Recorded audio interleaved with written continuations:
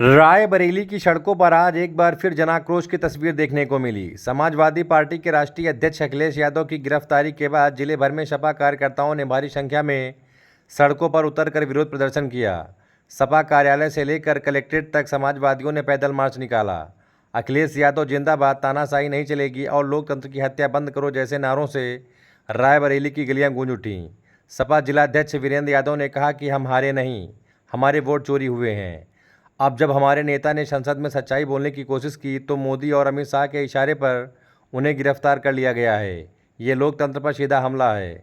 Samajwadi party ने साफ किया है कि वो इस कृत्य के खिलाफ आर पार की लड़ाई के लिए तैयार हैं। कार्यकर्ताओं का कहना है कि वे सड़कों पर उतरकर लोकतंत्र और अपने नेता के सम्मान के लिए लड़ाई लड़ेंगे। देखिए, केंद्र सरकार जो नरेंद्र मोदी के नेतृत्व में चल रही है, भारतीय जनता पार्टी की सरकार, ये पूरे देश में वोट चोरी करने का काम कर रहे हैं। आज अगर हम रायबरेली की 2 विधानसभा सीटें हारे हैं तो आज हमें मालूम पड़ रहा है कि इन्होंने वोट चोरी करके हमें हराया है। नहीं, हम 6 के 6 जीते होते। तो जो पूरे देश में वोट की चोरी कर रहे हैं, उसी को लेकर के हमारी पार्टी के माननीय राष्ट्रीय अध्यक्ष श्री अखिलेश यादव जी लगातार पार्लियामेंट में अपने सांसदों के साथ और विपक्ष के बड़े नेताओं के साथ प्रोटेस्ट करने का काम कर रहे थे। लेकिन आज ये जालिम सरकार, ये हिटलर की सरकार नरेंद्र मोदी की और अमित शाह की सरकार ने उन्हें गिरफ्तार करने का काम किया है। अगर लोकतंत्र में अपनी आवाज कोई उठा रहा है तो उसकी जांच न करा करके गिरफ्तारी, ये कोई तरीका है लोकतंत्र में? जो उनकी गिरफ्तारी हुई है उसके खिलाफ हम लोग आज यहाँ पर रायबरेली की सड़कों पर प्रदर्शन करने के लिए उतरे हैं और हम लोग प्रदर्शन करेंगे। और किस लिए प्रदर्शन कर? इस देश में चुनाव आयोग नरेंद्र मोदी की कठपुतली बन के रह गया है और चुनाव आयोग को लगातार पार्लियामेंट के माध्यम से हमारे विपक्ष के जितने बड़े नेता हैं, हमारी पार्टी के माननीय राष्ट्रीय अध्यक्ष श्री अखिलेश यादव जी सहित सभी विपक्ष के बड़े नेताओं ने इस बात का पुरजोर विरोध किया कि आप इसकी जांच करा लीजिए। जो फर्जी वोट मिले हैं उनको जो है उनका जांच करा करके उन्हें डिलीट कराइए और जो SIR है इसे वापस लीजिए। लेकिन भारतीय जनता पार्टी की सह पर चुनाव आयोग सुनने को तैयार नहीं और चुनाव आयोग की टिप्पणियां कम आ रही हैं। देश के गृह मंत्री अमित शाह सहित भारतीय जनता पार्टी के बड़े नेताओं की टिप्पणियां अधिक आ रही हैं कि चुनाव आयोग सही है। चुनाव आयोग को क्लीन चिट देने वाले देश के गृह मंत्री और देश की सरकार कौन होती है? चुनाव आयोग एक ऑटोनॉमस संस्था है जिसको सबको लेके चलना चाहिए। आज जो बेंगलोर, जो कर्नाटक में जाँच हुई है, कांग्रेस के नेता श्री राहुल गांधी ने जो बयान दिया है उस बयान में तथ्य नहीं, वो सत्य बयान है कि एक असेंबली में 70 से 80 हज़ार वोट कटवाने का काम भारतीय जनता पार्टी के इशारे पर चुनाव आयोग ने किया है।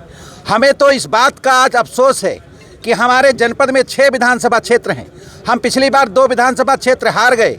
ये निश्चित तौर से भारतीय जनता पार्टी की कूटनीति और उनके झूठ असत्य के तहत वोटों को बढ़ा करके चुनाव आयोग की सह पर उन असेंबली में वोट बढ़ाने का काम किया और गलत वोटों को चढ़ा करके हमें हराने का काम किया है। इसी तरह उत्तर प्रदेश सहित पूरे देश में लोकसभा के चुनाव में भयंकर धांधली हुई है। अगर धांधली ना होती तो भारतीय जनता पार्टी की नरेंद्र मोदी की नेतृत्व वाली सरकार केंद्र में ना बनती और उसी के तहत आज हमारे नेता माननीय श्री अखिलेश यादव जी सहित विपक्ष के बड़े नेताओं को चुनाव आयोग की सह पर, चुनाव आयोग की सह छोड़िए, भारतीय जनता पार्टी की सरकार की सह पर उन्हें गिरफ्तार किया गया है। लोकतंत्र में अगर आवाज़ उठाना गिरफ्तारी है तो हम समाजवादी लोग रायबरेली के वो गिरफ्तारी देने के लिए भी आज यहाँ आए। क्या लग रहा है, कांग्रेस की निष्क्रियता देखने को मिली है, उनके LOP की भी गिरफ्तारी हुई है और वो लोग अभी तक इस प्रदर्शन में नहीं शामिल हुए। आप लोग उनके साथ मिलकर लड़ते हैं रायबरेली में, सपा इसमें आगे दिख रही है। नहीं, समाजवादी पार्टी ने ये आज तय किया कि हमें तत्काल एक कार्यक्रम करना चाहिए। हो सकता है कांग्रेस की कुछ अपनी अड़चन रही हो सकता है वो बाद में करें, वो अपनी रणनीति बात करें। मांग क्या है? हमारी मांग है कि SIR वापस की जाए। हमारी मांग है कि विपक्ष के नेता श्री अखिलेश यादव जी सहित सभी सांसदों को तत्काल रिहा किया जाए और जब तक उनकी रिहाई नहीं हो जाती हम लोग यहाँ अनवरत बैठे हैं। अभी तो हम तत्काल रूप से सूचना देकर के इतने लोग आए हैं। हमारी सूचना है लोग अभी पहुँचना शुरू होंगे, कलेक्ट्रेट में जगह नहीं बचेगी।